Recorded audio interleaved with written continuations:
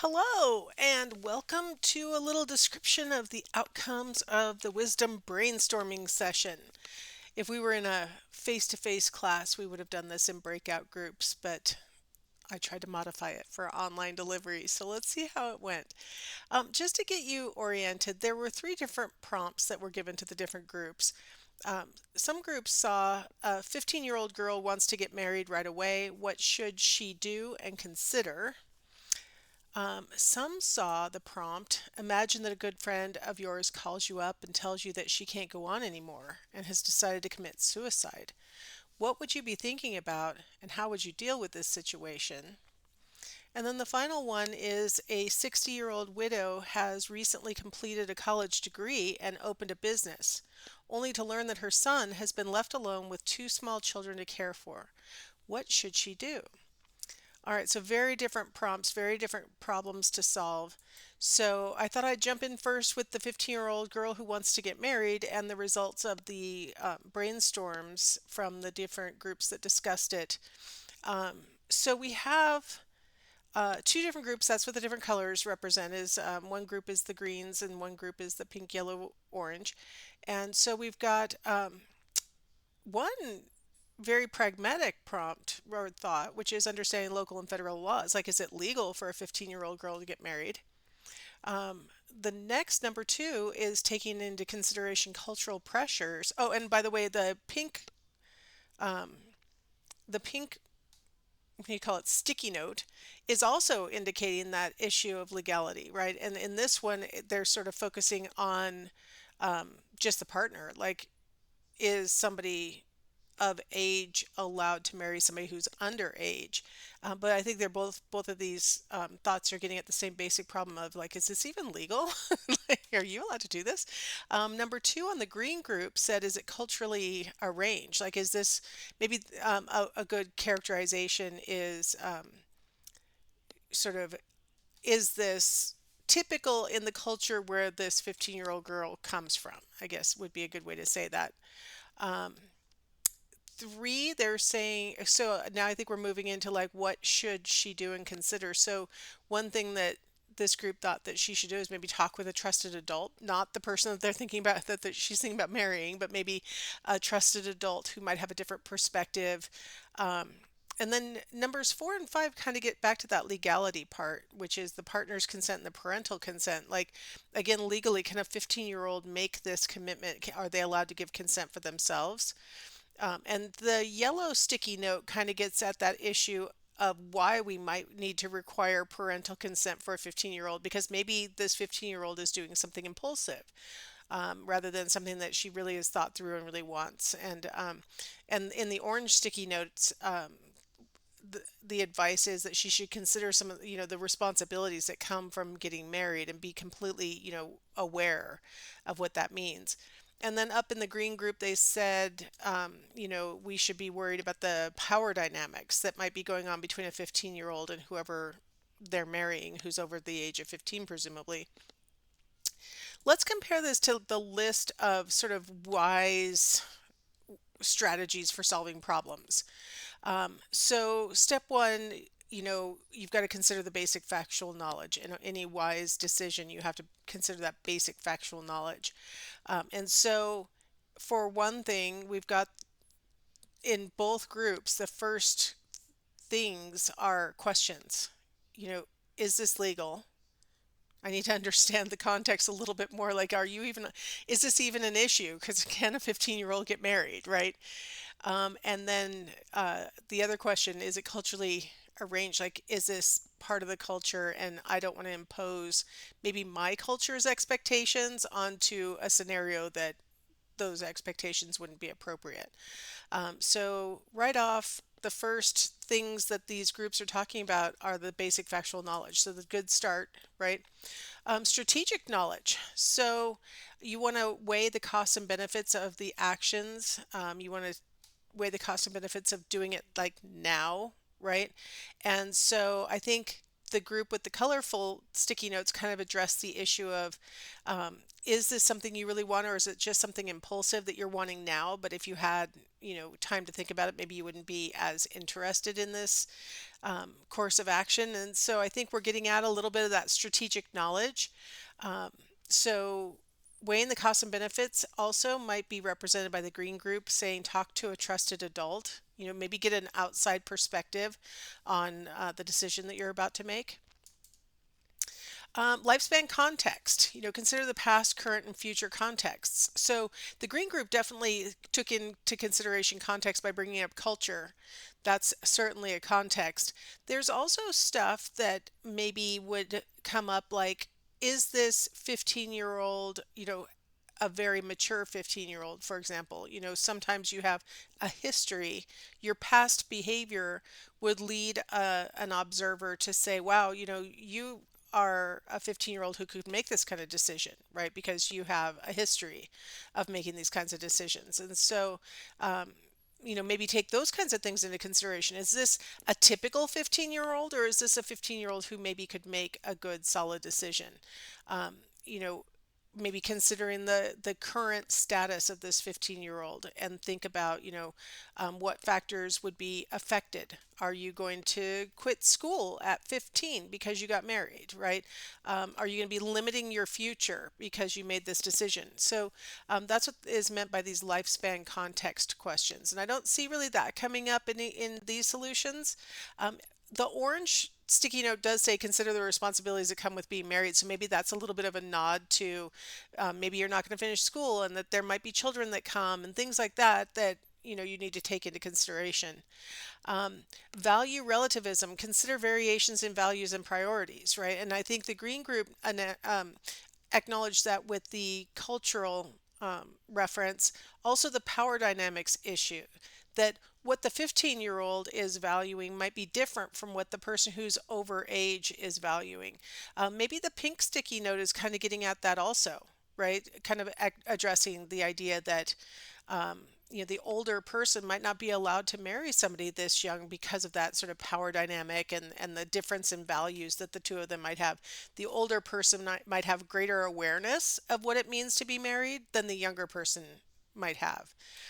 And so that value relativism is part of a wise decision.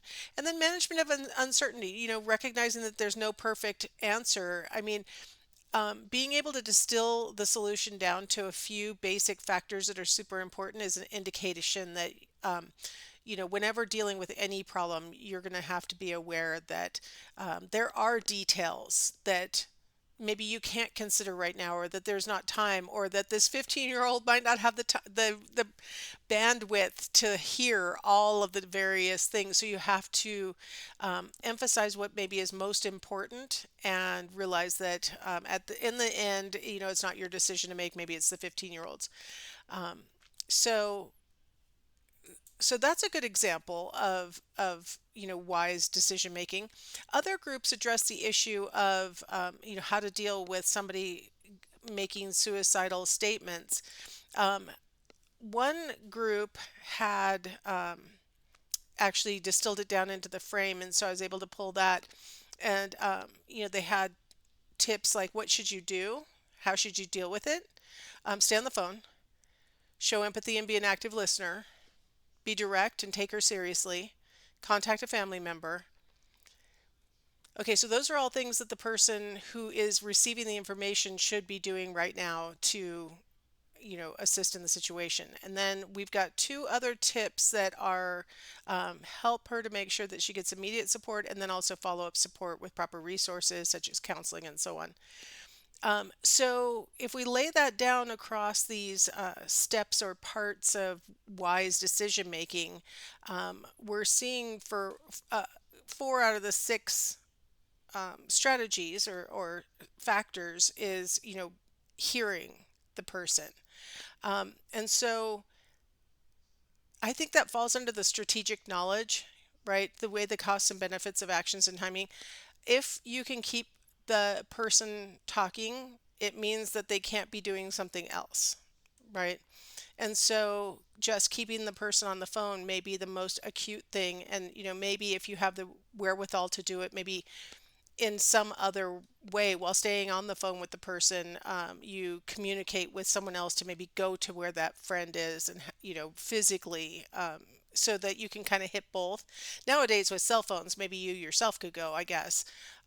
But if you keep the person busy and engaged, that's basically what these first four are saying. Keep them busy and engaged, and they probably can't act on what they're worried about. And that's a strategic knowledge set of answers, right? Um, Make sure she gets immediate support. Um, One of the things I like about that sticky note is that it kind of indicates the wisdom of realizing that you're probably not the best support. You, no matter who you are, you could be a psychology major. It doesn't matter. You're probably not the best support for this person. Probably, no matter how much you love the person, a professional is the one who needs to be helping this person through whatever's going on.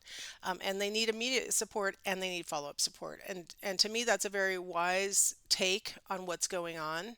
A lot of people mistakenly believe that they can handle it when their friend is experiencing this kind of thing, but it's really not the best strategy. So this shows wisdom that the group thought, we need to find somebody who knows better what to do. And, recognizing the uncertainty is also part of what's going on here. Contact a family member. Like, there are other people. Yes, I want to listen to you. I want to take you seriously. I want to keep you busy talking to me. I want to show you that I love you by showing empathy and listening to what you're saying in an active way. But I need to also involve other people who probably are better equipped to handle this situation. And that's a really wise response. So let's get to the third one, which was the one where we have a 60-year-old widow who's just about to start her own business, is all ready to go, and then she finds out that her son has been left by his apparently partner. Now he's got two children to care for. What should she do? Okay, so we have another wise group that starts with active listening. And then factor two, this group brought up avoid snap judgments, and that is a nod to the wisdom of relativism, right? Recognizing that what maybe she as the mom might want for her son, or what she as the mom would think would be the right thing to do in this circumstance, is not necessarily what he would want or what he thinks would be the right thing to do. So you don't want to make a snap judgment. You don't want to jump in and start telling him what to do necessarily, or maybe just start berating the mother of your grandchildren, or those kinds of things. So that's a really wise piece of advice. Don't make snap judgments.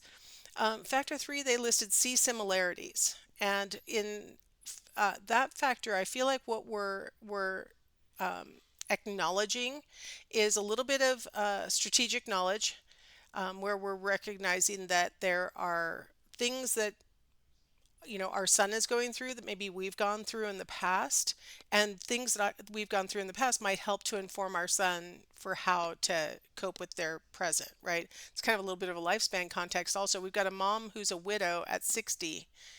I don't know how long ago she was widowed.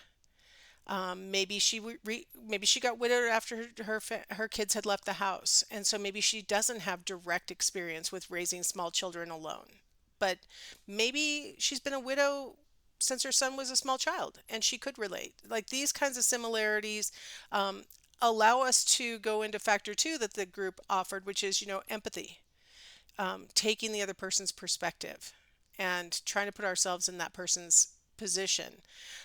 So recognizing that maybe we're in a different position in our lifespan compared to our child, but that we could put ourselves in his shoes and imagine what it must be like to be, suddenly in charge of two kids when, historically you've at least had a partner.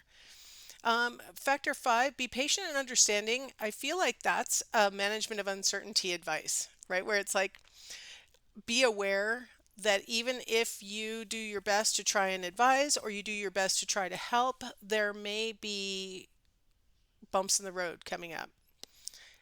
Nothing's going to be perfect. Like, nothing, even if they'd stayed together and the couple was raising the kids together, that already wasn't perfect. We know that because the partner left. And so being patient and understanding is a really wise piece of advice, right? That, there'll be ups and there'll be downs. And then factor six, offer help without overstepping or hurting yourself. See, that's a strategic knowledge comment, right? That While it's true that I could probably, as a 60-year-old widow, step in and, become daycare and provide meals, or I could move in. I don't have a spouse. I'll move in and I'll become basically, the maid. Is that really what the 60-year-old widow needs for herself right now? Like, I just finished college and got my degree and I'm ready to open, I've opened my business, and I'm going to give that all up because my son's going through a bumpy road. Like, that's probably not the most wise thing to do. Don't sacrifice yourself when it's really not your thing to be sacrificing for. Like, don't hurt yourself by overstepping and inserting yourself into the relationship or the situation. That's a really wise piece of advice that a lot of people violate when they have people who are struggling around them, especially parents, especially moms. And so, this is a really wise piece of advice to say, you know what? Give empathy, actively listen, and, don't judge. See similarities so you could maybe, empathize and figure out what might be helpful without foregoing your own goals for your own self, right? So I feel like these groups, as the discussion went on, came to really good solutions for each of these problems. I thought you would enjoy seeing that different people were struggling with different problems and came up to maybe even on the same question that you had, maybe had different solutions to that problem. So hopefully you enjoyed the process of the brainstorm and the outcome of testing your wisdom.